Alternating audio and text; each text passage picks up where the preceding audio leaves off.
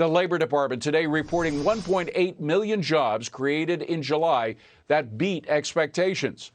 Under the president's leadership, the country has added 9.3 million jobs since the height of the China virus pandemic in April. The unemployment rate also showing signs of recovery, falling to 10.2%. Today's report also showing unemployment falling once again for Black, Hispanic, Asian, and female workers. Wages rising, meanwhile, 4.8% year over year, and big gains last month in manufacturing, retail, and the leisure and hospitality sectors. Joining me now to take up today's report, Labor Secretary Eugene Scalia. Secretary, good to see you again. Thanks for being here. It is remarkable that in just 3 months, we have recovered well over 40% of the jobs that were lost because of the pandemic. That's a pretty good record.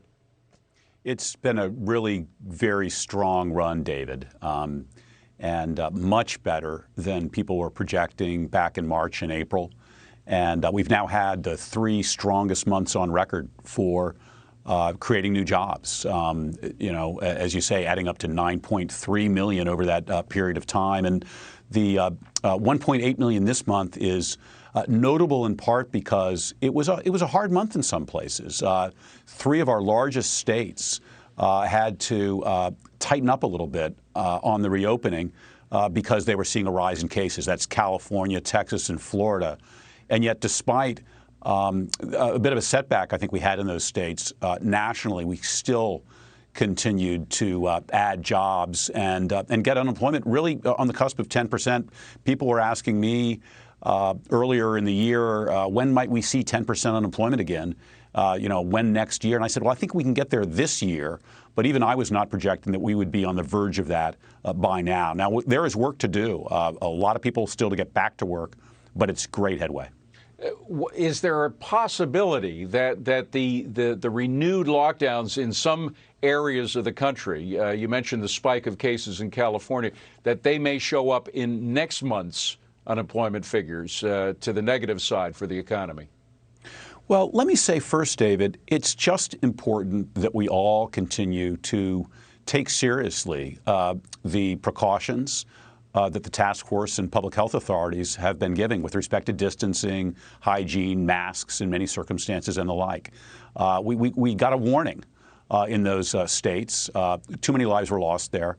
And so we have to continue to be disciplined. But my hope is that states to the north of those that had those problems have taken a lesson from that, are going to be more careful with the opening.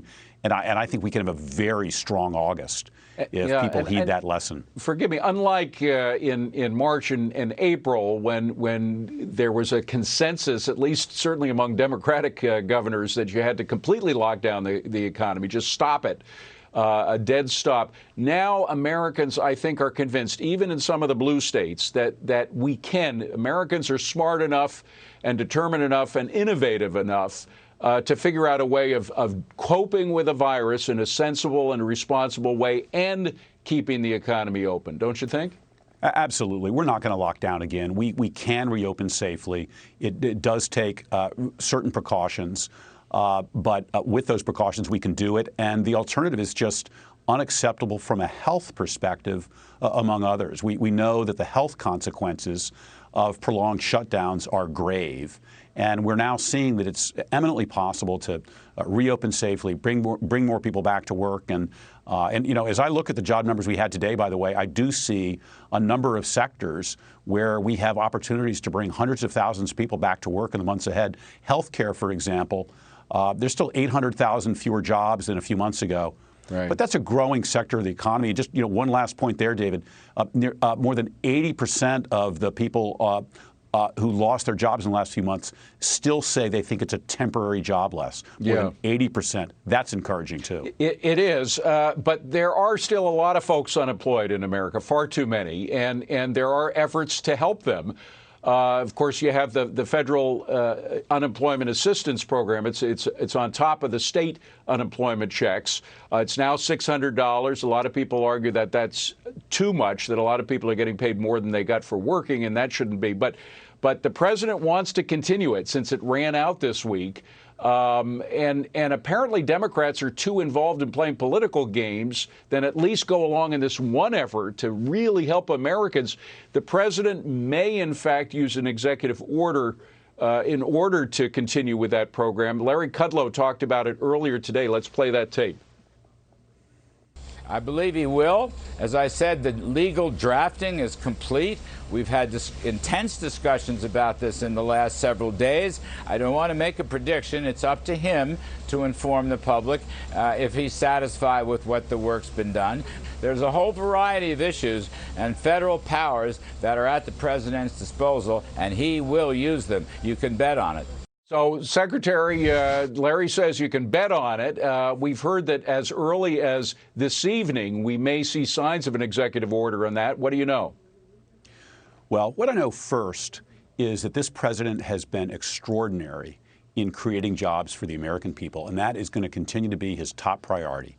But second, we do recognize that there are millions of Americans that remain unemployed, and we want to help them. You know, back during the Great Recession, 10, 12 years ago, $25 a week was the federal supplement to what the states gave.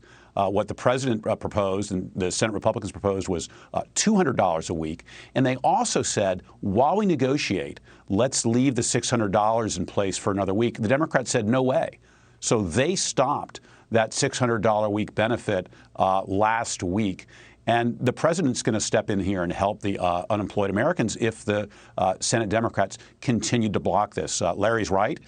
There's a careful look being given at action by executive order because the president is determined to help the people who remain unemployed by one means or another. That's very quickly. Will we see that kind of executive order if there's no deal before the end of the weekend? I think it's very possible, David. Secretary Eugene Scalia, great to see you again. Thank you for being here. Appreciate it.